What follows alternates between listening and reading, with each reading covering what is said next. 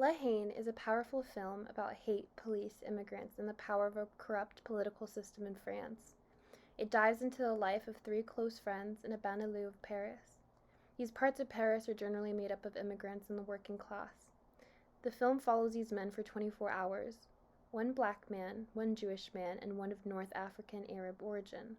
The film begins with an archival shot of protest and police brutality, far from the extravagance of central Paris. La Haine is a timely film, especially with so many racial issues in France and in the United States. We are living during an era of wide protests and the Black Lives Matter movement. These issues are still rampant in both countries, and unfortunately, there's still much that needs to change. I found a lot of inspiration from Steve Spence's piece of hip hop aesthetics in La Haine. Not only was it timely, but it goes into detail on hip hop's influence throughout the film.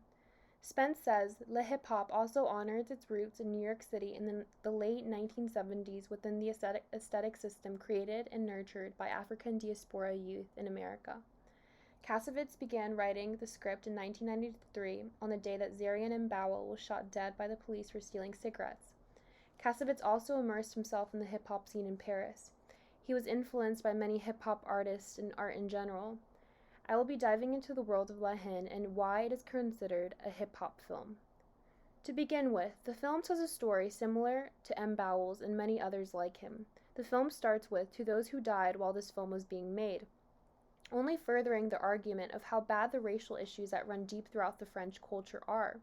The idea of the film itself defines the idea of a hip-hop film because it is discussing one of the major issues in not only France but also in the United States and worldwide.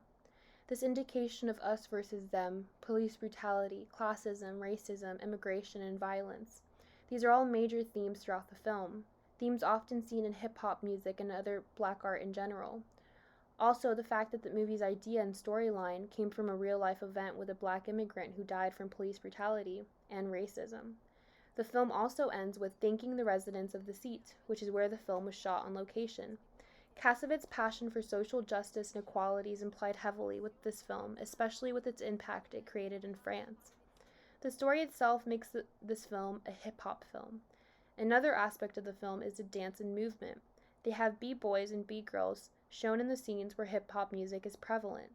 Spence says hip-hop aesthetics are evident in the outrageous moves of b-boys and b-girls, as well as the smooth flow of hardcore rappers.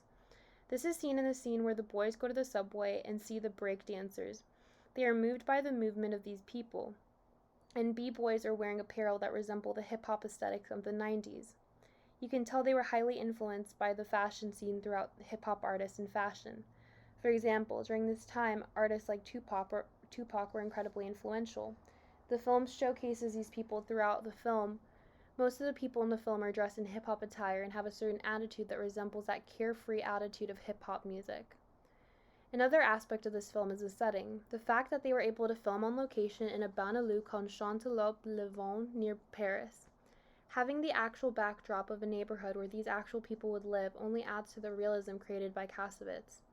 Spence notes, the film's brutal portrait of the banlieue is also shot through the exuberance, warmth, and humor.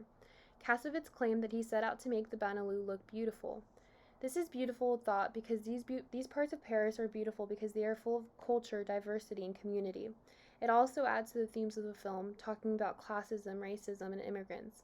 Showing the actual areas in Paris where these crimes have happened adds to the hip-hop aesthetics and realism of the film. You can see Kasovitz's passion for the project because of how strong-willed he was to filming on location.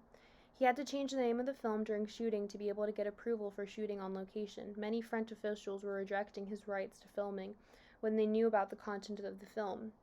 You can feel the passion and hard work on the beautiful settings and backdrops of the film. Another hip-hop aesthetic of the film is the beautiful graffiti seen throughout the streets. Having such an authentic backdrop only furthers the hip-hop aesthetic seen throughout the film. The camera movement and use of the Steadicam throughout most of the film created a sense of intertextuality and added to the hip-hop aesthetic. This gives multiple point of views and not committing to just one, really giving the camera a mind of its own, and a sort of kinematic beauty of its camera movement, giving a sort of objectivity and giving space for the audience to see the world of the film for themselves. The device signals a larger truth about the narrative. It exists in a moment of suspension in spaces of relative calm that are pregnant with possibilities of violence, Spence wrote. This is beautifully put and explains the position the camera has on the mise-en-scène of the film. Another beautiful aspect of the camera movement is the long and strongly rehearsed Steadicam shots. This creates a sort of intricate dance between the movement and images appearing on the screen. Cassavetes and his cinematographer Jacques Monge succeeded in the technicality and vibrant energy the camera has. This aspect of cinematography heavily helps with the movement and flow of hip-hop aesthetics. The soundtrack is also a major part of the hip-hop aesthetics that created the magic of the film. Their world is full of music, traffic, dogs barking, children playing, and chatter among friend groups. It has a densely layered soundtrack that throws a viewer into the world of the characters, making one feel as if they are in Paris with them. The film has a cameo performance by DJ Cut Killer, a popular French DJ. The soundtrack paired with a camera movement creates an interesting surveillance effect and gives an objective point of view. The scene with DJ Cut Killer dictates the sound throughout his scene. It also has influential hip-hop essence to his music, rather powerful in its approach. The overall tone and sound of the film creates a world of hip-hop and realism. It honors how these people live, walk, talk, and the sort of music they hear.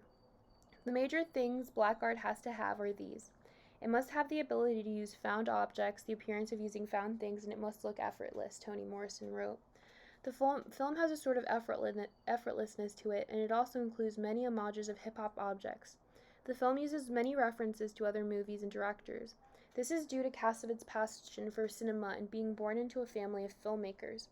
Cassavetes has drawn great inspiration from auteurs like Spike Lee and Martin Scorsese. Hip-hop culture is marked by use of its past homages in art that has influenced many audiences for decades. Telling stories of underdog neighborhoods like La Haine not only drives inspiration from filmmakers like Spike Lee, but also includes a moment from Taxi Driver and Scarface. Justin Williams said, "There exists an audience expectation that hip-hop is a vast intertextual network that helps to form and inform the generic contract between the audiences and hip-hop group and artist. And in many cases, hip-hop practitioners have overtly celebrate their peers, ancestors, and musical past. This film was heavily built with blaxploitation and Hollywood gangster films as inspiration. This in itself only furthers the argument of the film being a hip-hop film, with a real desire to shock and shake the system in France." Cassavetes also included homages to Scarface. He said, "Scarface and La Haine both focus on immigrant communities whose inhabitants are treated unfairly and marginalized. This film has become a powerful statement in not only the French culture but worldwide, and has become a staple to the hip-hop aesthetic."